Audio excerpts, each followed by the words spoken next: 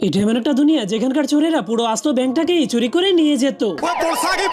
এই জন্য তখনই সেখানকার পুলিশ এসে রশি ছুঁড়ে মেরে পুরো ব্যাংকটাকেই শক্ত করে বেঁধে ফেলে। এরপর অনেক জোরে একটা টান মেরে আবারও আগের জায়গাতে নিয়ে রেখে দেয়।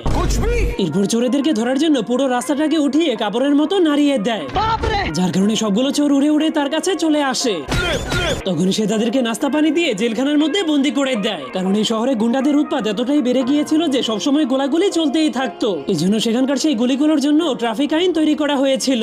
তখন এই লোকটা ছোট্ট একটা ভুলের জন্য এই লোকটাকে মেরে ফেলে। ঠিক তখনই পপাই গাধার পিঠে চড়ে সেই শহরে পুলিশ হওয়ার জন্য চলে আসে, কিন্তু এখানে গুন্ডাদের কারণে পুলিশেরা বেশি দিন বেঁচে থাকতে পারতো না। এই জন্য পুলিশের চাকরি নেওয়ার আগেই তাদের কবর খুঁড়ে রাখা হতো। কিন্তু পপাই কোনো কিছুকেই ভয় পায় না। डरने से क्या फायदा है? এরপর সোজা গিয়ে পুলিশে ভর্তি হয়ে গেলে তাকে গুন্ডাদেরকে মারার জন্য 2টা বন্দুক দিয়ে দেওয়া হয়।